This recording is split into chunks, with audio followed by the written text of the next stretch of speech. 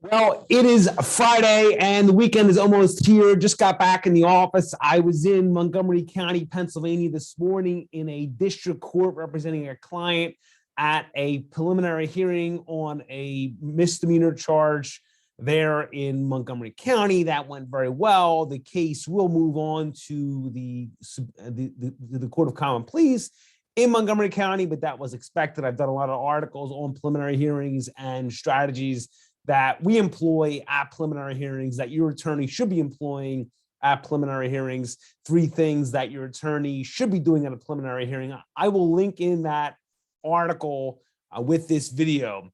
In addition, it being Friday, we did come out with our weekly e-update, which went out to over 4,000 of our current and former clients in Pennsylvania and New Jersey. In that e-update, there are some fantastic articles regarding the medical marijuana card and it not being a defense to a drugged DUI charge, whether it be in Pennsylvania or New Jersey. Please read the article because I can't tell you how many of our current and former clients and even prospective clients believe that the medical marijuana card is some type of license to drive with marijuana in your system. It's simply not. It's simply a identification card that allows you to possess marijuana.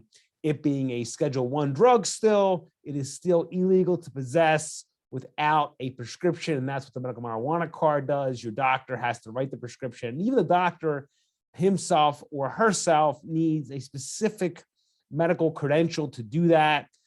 They have to take a class. They have to certify to even write the drug. So again, the medical marijuana card, it's very new, but please don't confuse it with the ability to drive. I had a young man this morning tell me that he was stopped for driving, and the officer asked him if anything was in the car. He said, yes, I have marijuana. I smoke marijuana, but I have a medical marijuana card.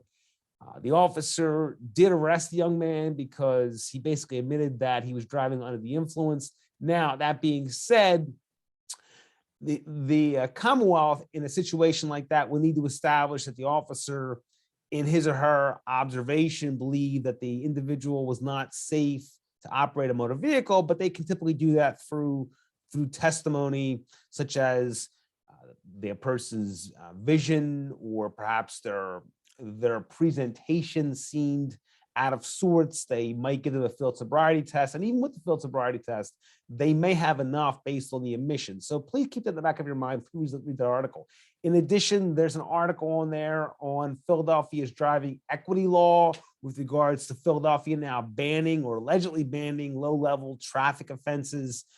Normally, police would stop you for things like a bad taillight in Philadelphia. That is no longer the case.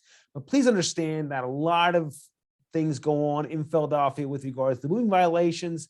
And even if a car doesn't necessarily have a vehicle issue, most drivers, in my experience, exceed the speed limit and do various things like failure to signal that the officer can use as probable cause to initiate a stop, a pretextual stop, which allows the officer to dig further if he or she believes that something else is going on besides just simply a traffic violation, like an illegal drug or narcotic is in the car, or possibly the driver is DUI or DWI, whether it be in New Jersey or Pennsylvania. So in addition, it is Friday. If you are stopped for suspicion of DUI in Pennsylvania or DWI in New Jersey, please do not refuse the chemical test. It will never help your case.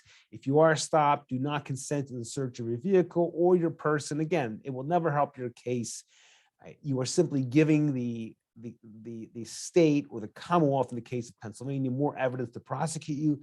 Be respectful, be polite, give the officer your driving credentials, your license, your registration, and that's it. If the officer's asking you where you're going, where you've been, you're not obligated to answer that question, and I would encourage you not to do that, and I would strongly advise you not to do that. But if you have questions, 215-755-9000 in Pennsylvania, 856-793-7429 in New Jersey, 24 hours a day, 7 days a week. Have a great weekend, and I'll talk to you all very soon.